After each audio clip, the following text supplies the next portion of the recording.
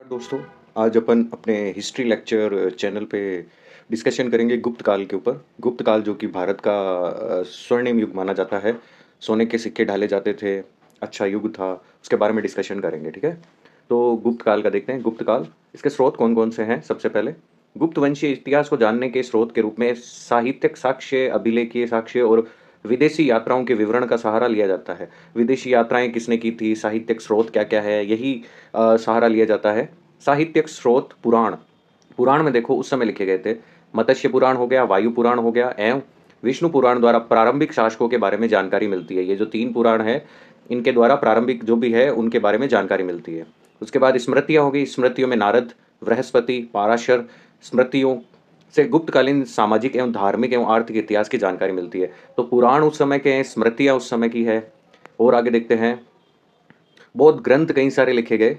बौद्ध ग्रंथ आर्य मंजूश्री, मूलकल्प और वसुबंधु चरित्र में गुप्त वंशीय इतिहास के बारे में महत्वपूर्ण जानकारी मिलती है। तो आर्य मंजूश्री जो मूलकल्प है वो हो गया, या वसुबंधु चरित हो गया, इससे जानकारी मिलती है। जैन ग्रंथ है जैसे हरिवंश पुराण है, कुबल्यमाला से गुप्त वंशीय इतिहास की जानकारी मिलती है। उसके बाद में अभिलेखीय साक्ष्य है। गुप्तों का इतिहास जानने के लिए अभिलेखीय साक्ष्य बहुत महत्वपूर्ण है। गुप्तों के अब तक 42 अभिलेख प्राप्त हो चुके हैं। इसमें 27 प्रस्तर और 14 ताम्रपत्र एवं लौह स्तंभ है। तो काफ़ी सारे अभिलेख भी प्राप्त हो चुके हैं, हमें 42 अभिलेख प्राप्त हो चुके हैं। इनमें से 27 प्रस्तर के हैं और 14 ताम्रपत्र है, एक लौह स्तंभ और है, वो मेहरौली दिल्ली वाला। तो इस तरह से हमें इतिहास जानने के लिए गुप्तों का काफ़ी सारे स्रोत अवेलेबल है। विदेशी विवरण भी है। विदेशी विवरण जैसे फायान है, हेनसांग है, इत्सिंग है, अलबरूनी है, आदि का विवरण गुप्तकालीन इतिहास को जानने में सहयोग प्रदान करते हैं। तो अब देखते हैं प्रथम जो इसके शासक थे, चंद्रगुप्त प्रथम। देखते हैं, ये वो चंद्रगुप्त नहीं है जो मौर्यन साम्राज्य में थे। ये गुप्त डायनेस्टी के चंद्रगुप्त प्रथम है, जो कि 319 से लेकर 335 तक इनका काल था। चंद्रगुप्त प्रथम गुप्त वंश का प्रथम महत्वपूर्ण राजा था, जिसने महाराजाधिराज की उपाधि धारण की। महाराजाधिराज की उपाधि वही धारण करता है जो एक बहुत बड़े एरिया का राजा होता है। चंद्रगुप्त प्रथम 319 ईस्वी में गुप्त संवत का प्रचलन किया था इन्होंने, 319 ईस्वी में। चंद्रगुप्त प्रथम का विवाह लिच्छवी वंश की राजकुमारी कुमार देवी के साथ हुआ, और इसी उपलक्ष्य में इसने स्मारक स्वर्ण मुद्रा जारी की। स्मारक की स्वर्ण मुद्रा जारी की इसी उपलक्ष्य में। इसने चंद्रगुप्त और कुमार देवी का चित्र अंकित है। उसके बाद में आगे देखते हैं, अंकित है।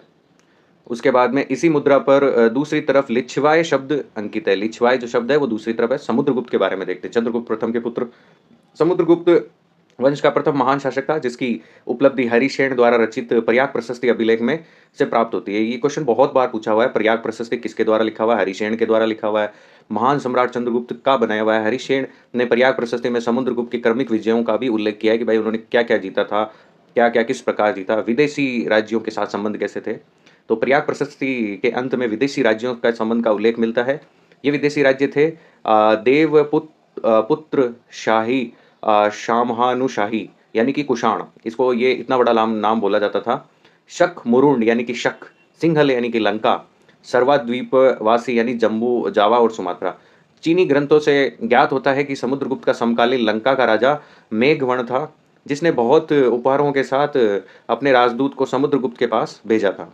आगे देखते हैं, समुद्रगुप्त की विजयों के आधार पर इतिहासकार स्मिथ ने इसे भारत का नेपोलियन कहा। भारत का नेपोलियन इसे कहा गया समुद्रगुप्त की इतिहासों के हिसाब से। मुद्राएं देखते हैं। मुद्राओं से ज्ञात होता है कि समुद्रगुप्त ने अश्वमेघ यज्ञ किया, और कुछ मुद्राओं से इसे वीणा बजाते हुए भी दर्शाया गया है कि समुद्रगुप्त है वो अश्वमेघ यज्ञ भी किया था, प्लस ये वीणा बजाते हुए भी इसकी कुछ स्वर्ण मुद्राएं प्राप्त हुई है। भारत का नेपोलियन कहा स्मिथ ने इन्हें। ये बहुत बार क्वेश्चन पूछा जा चुका है। समुद्रगुप्त स्वयं कवि विद्वान था। प्रयाग प्रशस्ति में इसे कवि राज भी कहा गया है। अब देखते हैं नेक्स्ट, चंद्रगुप्त द्वितीय। चंद्रगुप्त द्वितीय या विक्रमादित्य, जिनका 375 से लेकर 414 तक कार्यकाल था, महान विजेता। चंद्रगुप्त द्वितीय के 388 में मालवा एवं गुजरात के शक शासक रुद्र सिंह तृतीय को पराजित कर इसके राज्य पर अधिकार कर लिया था इन्होंने। उसके बाद चंद्रगुप्त द्वितीय शक विजय के उपलक्ष्य में विक्रमादित्य की उपाधि धारण की। शकों के अहंकार को चूर करने के कारण इसे शक्कारी कहा गया। शक्काहारी का मतलब शक्कों का मारने वाला बोल सकते हैं अपन।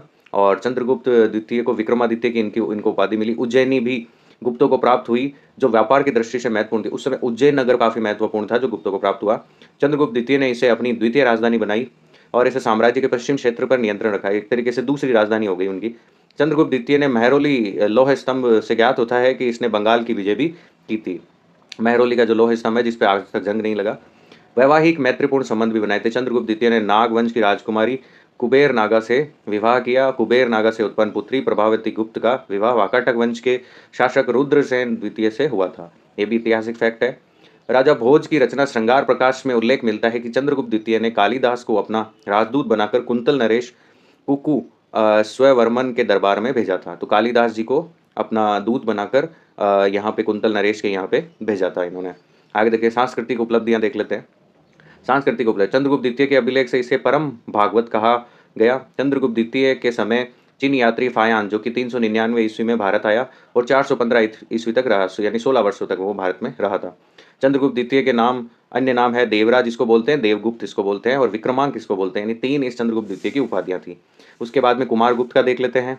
कुमारगुप्त जो है 415 से लेकर 455 तक 40 वर्षों तक राज किया। चंद्रगुप्त सेकंड की मृत्यु के बाद 3 वर्ष तक शासक कौन था इस संबंध में निश्चित रूप से कुछ कहना मुश्किल है, क्योंकि 3 वर्ष तक कोई शासक था नहीं था, इसके बारे में कोई अभिलेख या कोई जानकारी नहीं है।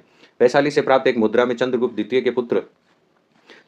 के जो पुत्र थे उनका नाम गोविंद गुप्त को युवराज कहा गया है। संभवतः यह 3 वर्ष तक शासक रहा होगा।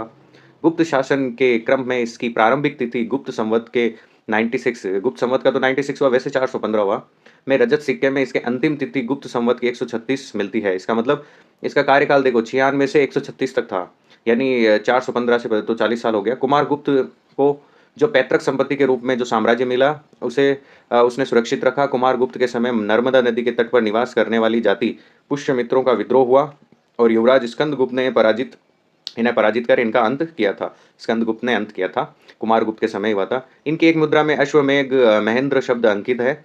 इससे स्पष्ट है कि इसने अश्वमेघ यज्ञ किया था। अगर मुद्रा पे अंकित है इसका मतलब इन्होंने किया था। कुमार गुप्त ने नालंदा में बौद्ध विहार का निर्माण करवाया, जो आगे चलकर नालंदा विश्वविद्यालय के रूप में प्रसिद्ध हुआ।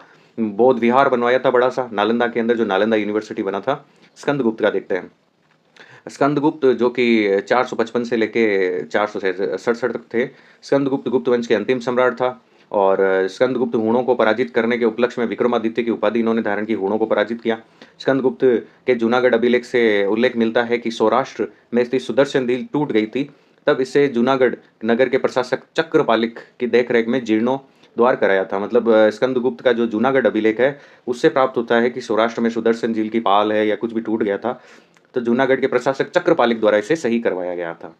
स्कंदगुप्त का और देखते हैं। स्कंदगुप्त के कहोम कहोम अभिलेख में उल्लेख मिलता है कि मद्र नामक एक व्यक्ति ने जैन तीर्थंकर की 5 मूर्तियों की स्थापना करवाई।